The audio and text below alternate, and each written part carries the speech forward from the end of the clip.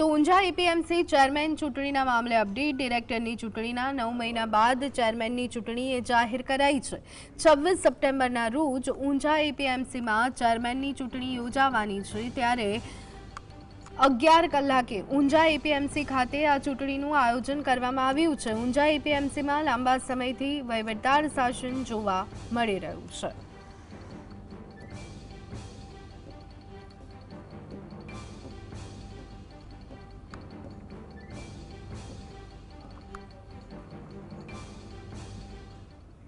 તો આજ અંગે વધુ વિગત મેળવી લઈએ। સંવાદદાતા સંકેત અમારી સાથે જોડાઈ ગયા છે। સંકેત, ઊંઝા એપીએમસી ચેરમેન ચૂંટણી મામલો ડિરેક્ટરની ચૂંટણીના 9 મહિના બાદ ચેરમેનના ચૂંટણીની જાહેરાત કરાઈ, શું વિગતો?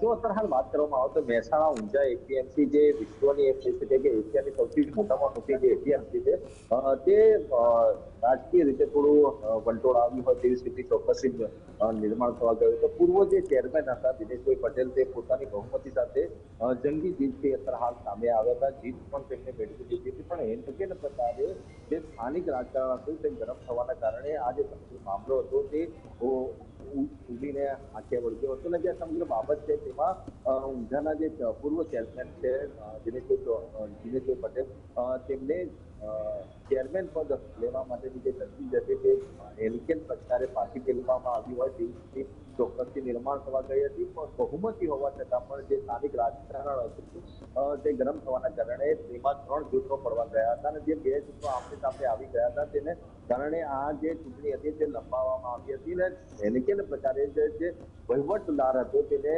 નિયુક્તિ યથાવત રાખવામાં આવી હતી, અને જે લાંબા સમય બાદ એમ કહી શકાય કે અત્યારે હાલ રાહતનો દમ ઊંઝા એપીએમસીમાં જોવા મળી રહ્યો છે।